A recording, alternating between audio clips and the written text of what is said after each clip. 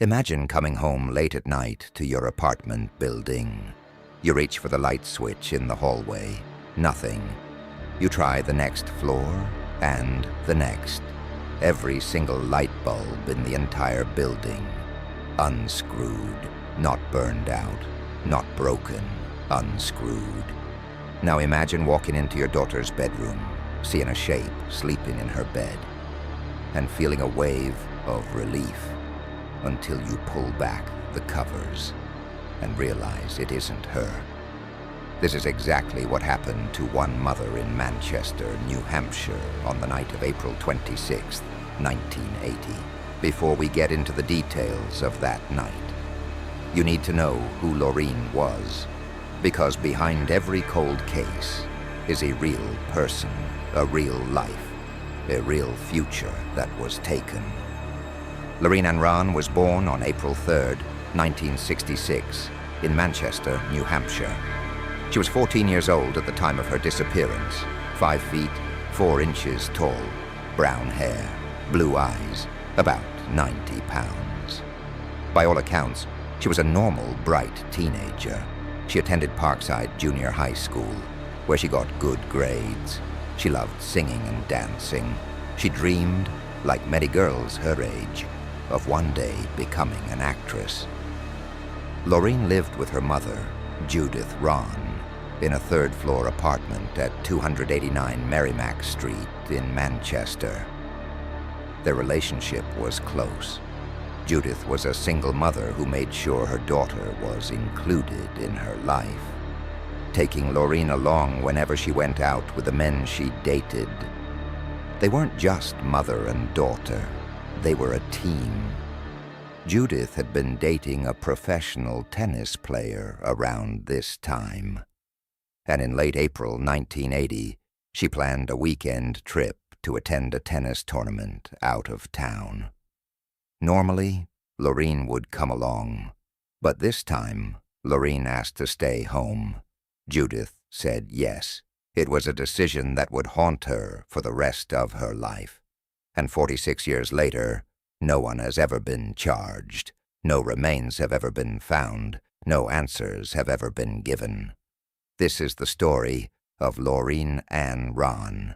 Welcome to Unsounding Journey US. The cases America forgot. We remember. On the evening of April 26, 1980, Laureen was not alone. She had invited 2 friends over to the apartment, a male friend and a female friend. The 3 teenagers spent the evening together, and at some point during the night, there was drinking involved. As the night went on, Laureen's female friend fell asleep in Laureen's bed. Laureen herself took a pillow and blanket and settled onto the couch in the living room. Around 12:30 in the morning, just after midnight, Laureen and her male friend were sitting together in the living room when they heard something. Voices in the hallway. The male friend assumed it was Laureen's mother returning home early.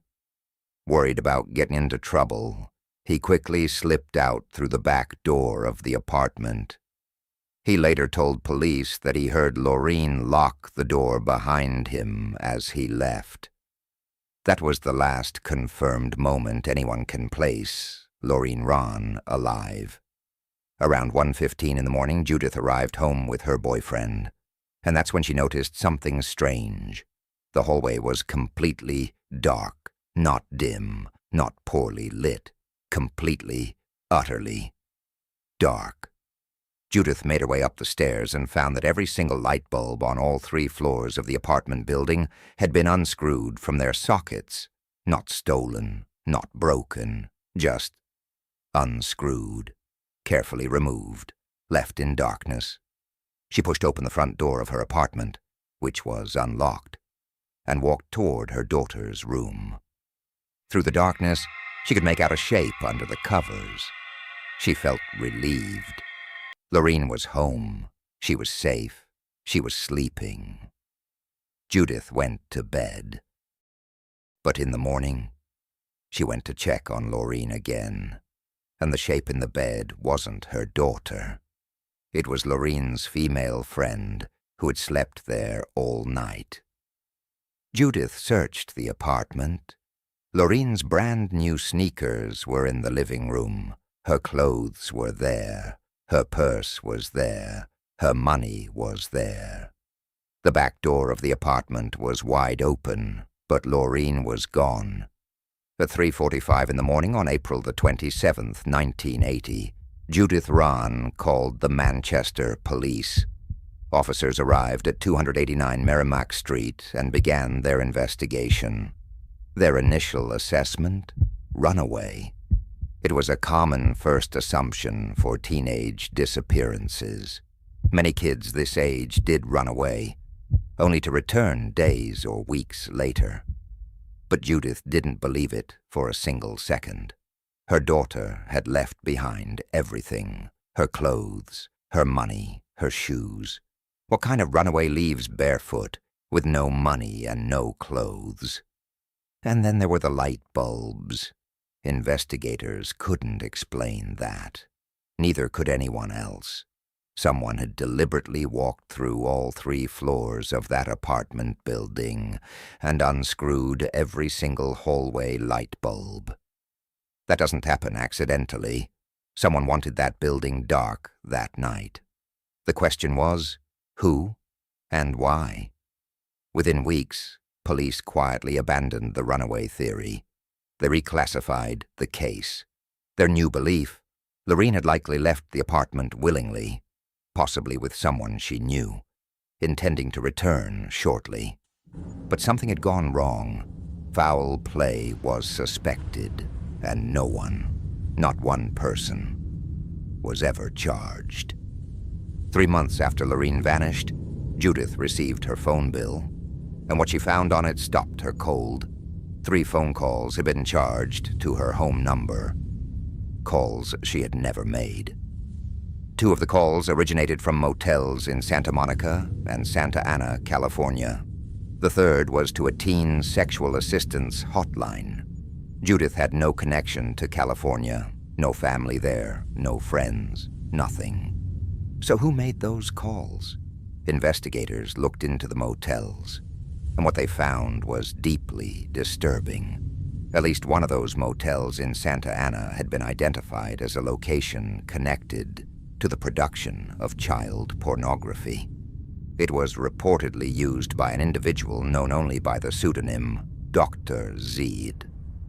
That name, those 3 letters, they became one of the most chilling details in this entire case.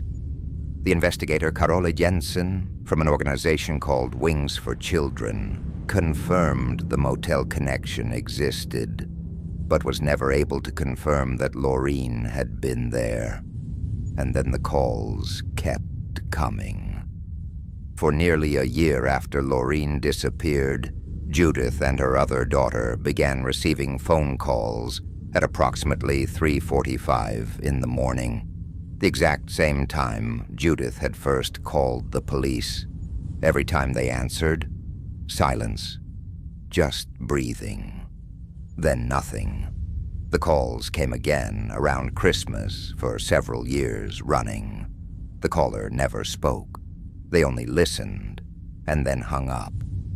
In 1986, 6 years after Laureen's disappearance, a childhood friend of Laureen's named Roger Moray received a phone call. His mother answered. The woman on the other end said she was Laurie. The caller was never identified. To this day, no one knows who made that call. Was it Laureen? Was she alive in 1986? We don't know. We may never know. Laureen Rahn was not the only teenage girl to vanish in New Hampshire around this time. Just 1 month before Laureen disappeared, 15-year-old Rachel Garden went missing from Newton, New Hampshire on March 22nd, 1980. She'd gone to a corner store to buy cigarettes and chewing gum. She was never seen again. Same age, similar description, nearby town. Then there was Shirley McBride, a 15-year-old who disappeared from Concord, New Hampshire on July 13th, 1984. 3 girls, 3 disappearances, all teenagers, all from New Hampshire, all within a 4-year window. Law enforcement has consistently maintained the cases are unrelated, but they have never fully explained why. In May 2026, 46 years after Laureen Rahn walked out of that apartment, the New Hampshire Cold Case Unit held a press conference. They confirmed that advanced DNA testing and modern forensic technologies are now being applied to physical evidence from the case. Laureen's DNA is on file. The FBI's Boston division has produced multiple age-progressed images of what she might look like today. A woman who would now be nearly 60 years old. Her mother Judith has always believed that those California phone calls were from her daughter, and still, nothing. No body, no arrest, no answers. Just a dark hallway in Manchester, a pillow left on a couch, a back door left open to the cold April air. Laureen Ann Rahn would be 59 years old today. She loved singing, dancing, and dreaming of becoming an actress. She was 14 years old when someone walked through her apartment building in the dark, unscrewing every light bulb on every floor, and she was never seen again. If you have any information about Laureen's disappearance, NH Cold Case Unit, tip line 603-2712-663, online doj.nh.gov. Someone out there knows what happened on April 26th, 1980. 46 years is too long for a family to wait. Laureen deserves to come home. This has been Unsounding Journey, U.S. Every case has a story.